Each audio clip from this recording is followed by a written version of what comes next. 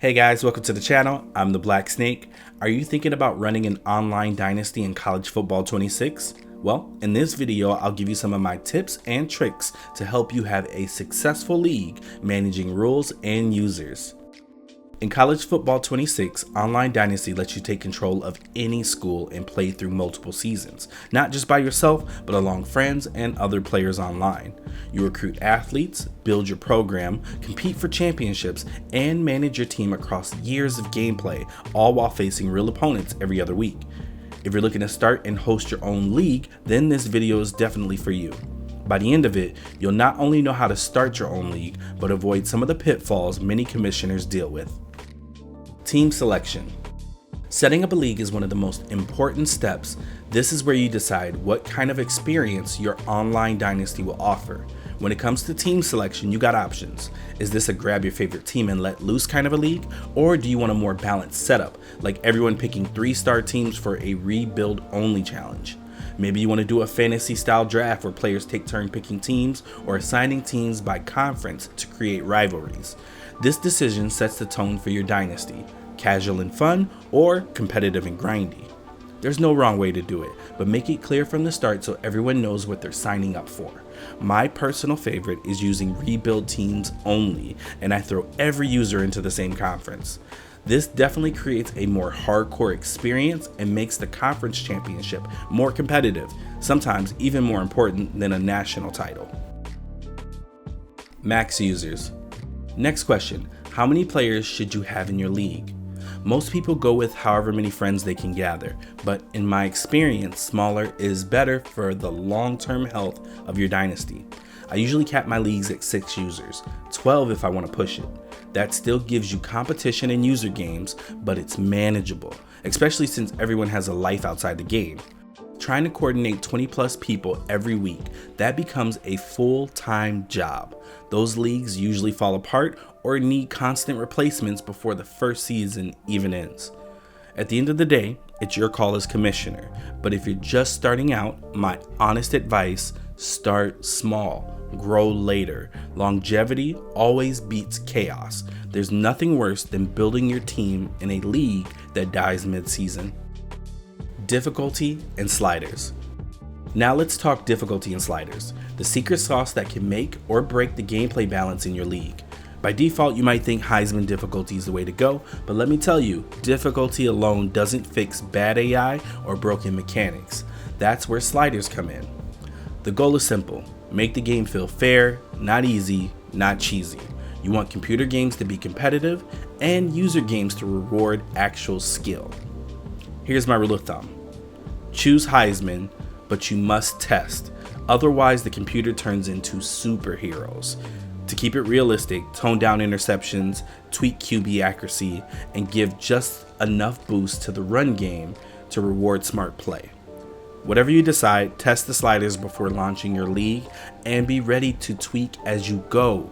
I personally check user stats weekly. If everyone's throwing for 500 yards or the computer can't stop the run, it's probably time to adjust. Recruiting.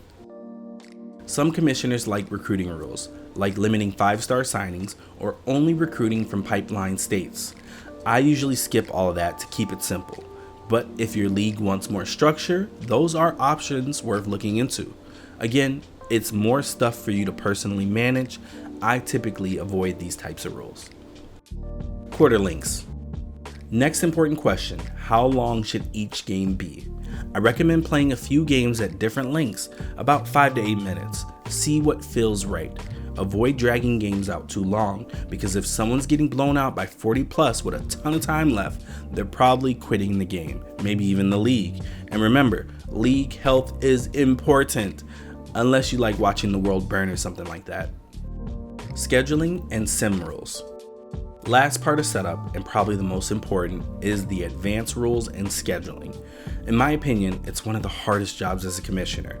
As the league goes on, players get inconsistent, especially if they're losing or checked out. So it's important to set rules for when the league will advance. If someone says every day, I assume you have no life, and that's okay. But for league health and longevity, I recommend 48 to 72 hours between advances. If it's a week with a lot of user games, I might extend that window. The key is to have a consistent advanced day to hold players accountable. Make them schedule games, that way if one doesn't show up, you can easily give the W to the player that did. If no time could be scheduled, reward the player who was most available. Core league rules. So starting with cheesing and exploits like onside kicks, fourth down abuse, money plays, players will use them. It's just the way of life. And it is now your job to figure out what they are as they come. Encourage all your users to clip footage when necessary and send it to you if they suspect fishy or foul play. Remind them no proof, then you can't do anything about it. Alright, let's talk about disconnects because it will happen. Someone's internet crashes mid-game, the server bugs out, or the game freezes right when they're up by 21. So what do? You need a clear rule from the jump. Here's what I recommend. If a disconnect happens in the first half, the game can be restarted. If it's late in the game and one player is clearly winning, like up 3 scores or more, the commish can give them the win. If it was a close game and it disconnects, restart and replay it. No drama. But here's the deal. No one gets unlimited do-overs. If the same player is disconnecting every week, that's a problem. As commissioner, you gotta keep things fair, but also keep things moving. Don't let one person's bad connection stall the whole league. Keep track of problem players. Rage quitting. Let's keep it real. Rage quitting is the fastest way to kill a dynasty. Whether you're losing bad or just not feeling it that day, quitting mid-game with no heads up is a huge red flag. It ruins the experience for your opponents and it throws off the league. So here's the rule. One-time emergency, cool. Message the commish, explain what happened. But if you're quitting every time things go south, you're out. Simple as that. Leagues work best when people respect the game and each other. If you sign up, you're expected to play it out, win or lose.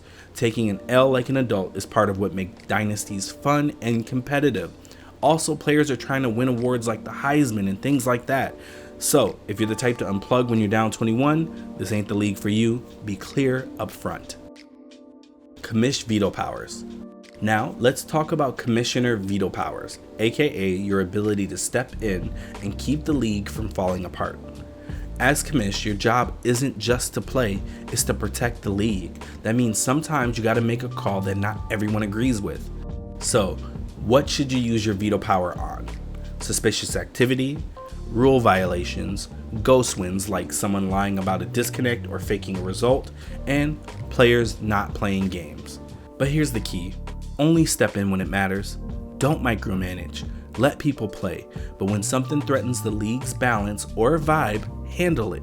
Be consistent, be transparent, and if possible, have a counsel or second opinion if things get sticky. But when the commish is trusted and fair, the league lasts. When they're biased and soft, the league dies. Any issues that involve me as the commissioner, I will remove myself from the position of making that decision and leave it with a council of 3 or more people I trust in the league. Your number one goal as the commissioner is not to win a championship, but to build a lasting league. A lot of people forget that. If this video helps, think about smashing that like and subscribe button. If you're interested in joining one of my college football 26 leagues, I do give priority access to members, so consider becoming a member. Any spaces remaining will be offered to my subscribers after. I really do hope that this video helped. Let me know below, and I hope you all enjoy college football 26. Till next time, I'm the Black Snake. Peace.